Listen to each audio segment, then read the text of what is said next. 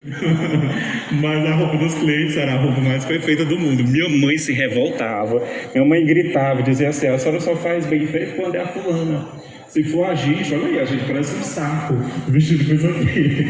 Então existia toda aquela visão, né, que você tem assim, casa de ferreiro e espeto de pau. Quem tem filho aqui, é professor, sabe que as pessoas muitas vezes cobram muito isso dos filhos de vocês, como se eles fossem exemplos, como se eles fossem obrigados a seguir uma trilha. E na verdade eles têm que ser o que eles são. Tá entendendo? A gente não. Olha aí que o Eric. Gente, agora o Eric chegou aqui no Close Global, viu? Me senti assim, Boninho, fala comigo.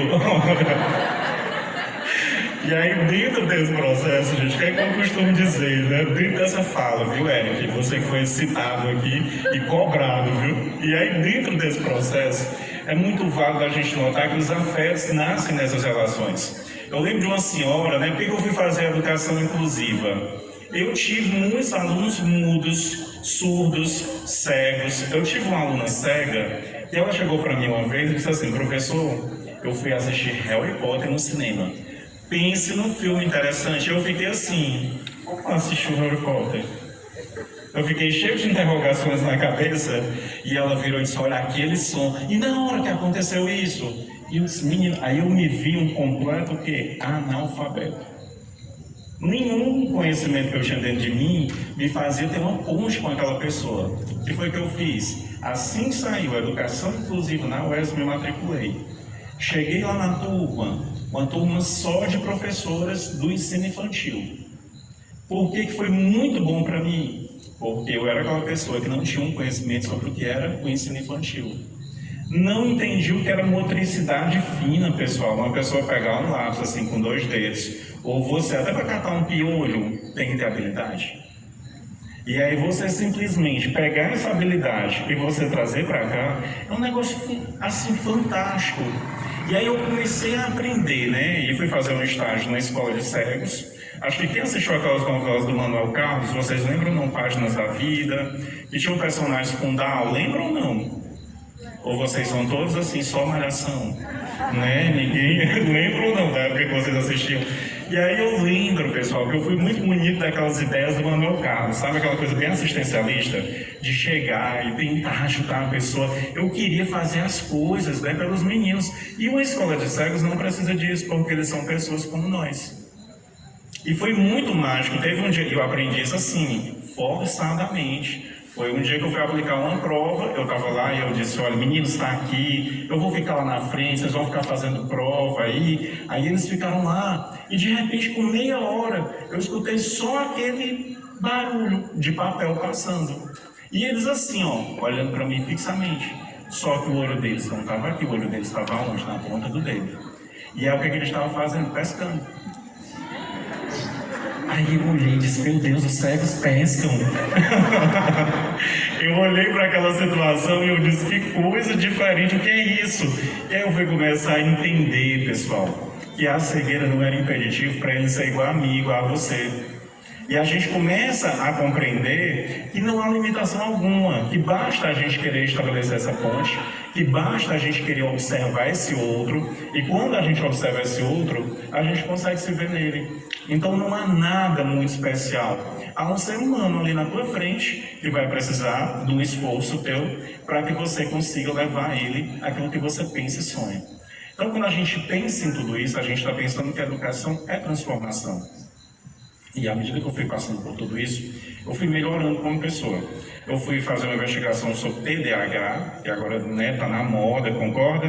Tem gente que nem é TDAH e está dizendo que é TDAH. Transtorno do déficit de atenção e hiperatividade.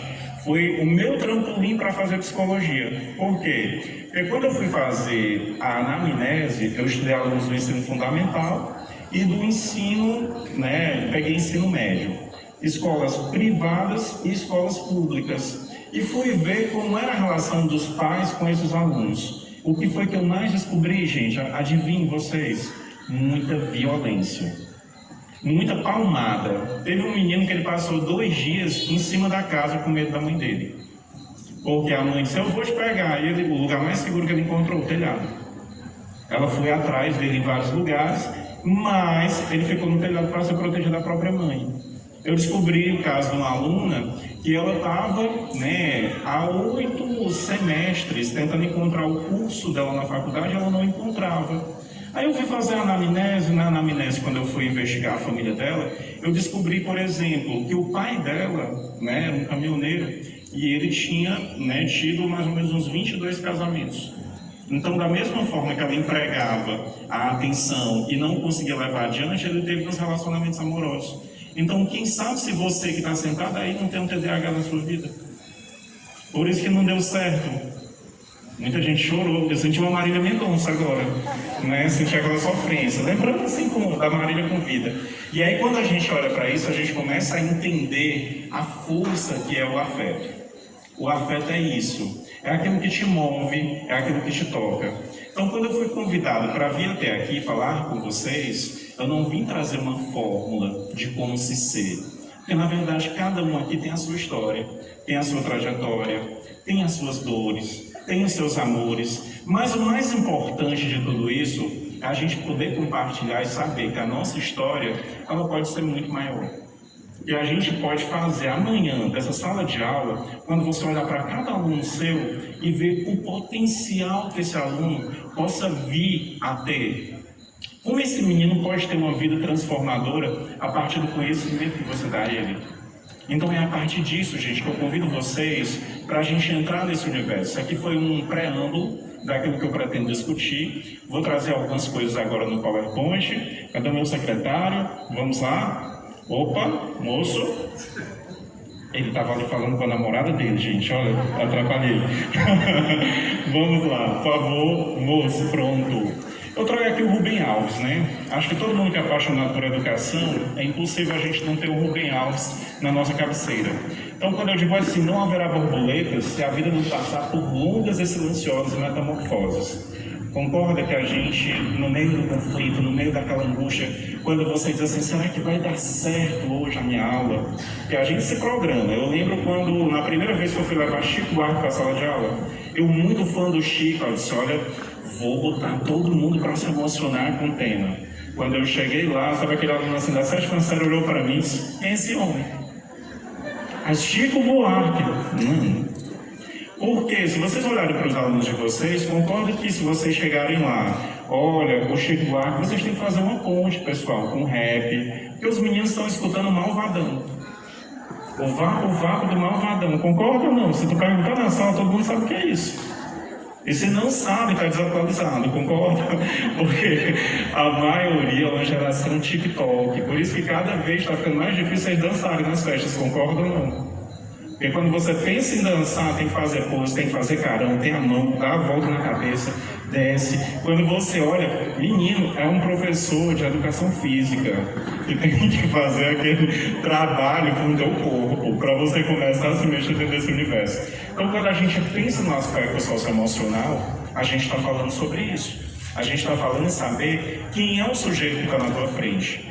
Como esse sujeito se comporta e quem ele é. Então a gente vai passar daqui algumas delas, por favor, pode passar.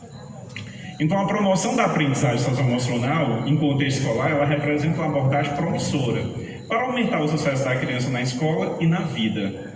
Vocês estão vendo que eu quero que o adulto que passa pela minha sala de aula seja um adulto funcional. Porque qualquer um aqui, pessoal, por qualquer acidente que a vida te coloque na frente, você pode perder a sua funcionalidade psicológica. Eu atendi durante 2 anos pessoas de diversas faixas etárias, nesse período de pandemia. E aí quando você vê crise de ansiedade, professores que não estavam... Tinha professor que estava tão debilitado que ele não conseguia acreditar que aquela profissão era a profissão que ele tinha escolhido. Porque ele teve uma crise tão grande nesse período de pandemia, porque nós estamos acostumados, vocês sabem que ser professor é estar na frente dos holofotes, e o nosso palco é esse daqui, concorda ou não? E então, quando a gente perdeu a nossa plateia, e ficou só aquela tela de computador, ficou um negócio difícil alguém dizer quem você era. Você sentiu até saudade daquele menino que deu o grito na sala, você estava sentindo saudade daquela conversa lá no fundão. Por quê? Porque de repente você não tinha mais aquele grupo de espectadores. E isso abalou profundamente. A gente teve muita depressão nesse contexto. Vocês já viram quantos amigos de vocês não passaram? E oscilações de humor que todos vocês vão passar. A volta, pessoal, ela vai passar por oscilações. Não pense, hoje a gente sai daqui e talvez daqui a 2 semanas você viva uma oscilação daquelas que você diga assim, nossa, tem como eu sair disso? Tem, porque a vida é sempre uma aposta. E quando você aposta, você vai muito longe. Então apostar nesse amanhã, apostar que é possível transformar, é o que nos move. Então quando a gente pensa que nós gostamos de educação, por que vocês estão aqui? Porque vocês estão trazendo para mim uma leitura tão importante. Vocês já pararam para imaginar como é que está a cabeça dos vários jovens que estão sabendo que hoje aqui vocês tiveram acesso a uma mega festa, um mega evento que patrocina a educação? Como é que vai estar a cabeça de um jovem lá fora que vai ver você saindo daqui e todo mundo sabe que o professor dentro do município, ele é respeitado por isso. Que as pessoas olham para você como sendo aquela pessoa que leva o saber. As pessoas olham para você como sendo aquela pessoa que é o guardião do saber naquele local. E é importante a gente levar bem à frente isso. Aí eu vou passando mais um detalhe, pode passar por favor. Aí eu trago aqui, ó, a importância, principalmente, da gente querer um adulto funcional. O que é o adulto funcional? O adulto funcional é aquele que consegue administrar as tomadas de decisão. É aquele adulto que consegue se comunicar bem. E se comunicar bem, pessoal, não significa usar palavras bonitas. Se comunicar bem significa tocar as pessoas. A gente não precisa, em nenhum momento, tá entendendo, da vida, estar se preocupando só em polir a nossa fala. A gente tem que dar, principalmente, coerência e substrato a ela. Quando a gente dá isso, a gente consegue perceber que a nossa fala chega até o outro e toca o outro. Pode passar adiante. Aqui a gente tem o que é, então, a aprendizagem socioemocional. Essa aprendizagem, pessoal, é aquela que visa trazer para você um conhecimento de mundo e um conhecimento de afeto. Então é saber de onde vem esse aluno. Vocês já pararam para imaginar que os alunos de vocês, alguns têm acesso ao celular, tem uns que têm acesso à internet, tem outros que não vão ter. Eu lembro uma vez um festival de cinema que eu fiz em Quixadá, e eu lembro de um menino que ele sofria bullying na sala, né? O bichão, ele para ser amigo da turma, ele comprou uma caixa de bombom e convidou todo mundo para comer. Aí todo mundo pegou um bombom e saiu e disse, cara, foi legal, tchau. Ele ficou com a caixa vazia. E aí, anos depois, eles foram fazer um filme sobre isso, e fizeram um filme sobre bullying. E foi muito interessante porque ele trouxe a família dele para dentro da escola. E se a gente pensa que nós conhecemos nosso aluno, vocês não têm noção quem é muitas vezes a família que está por trás dele.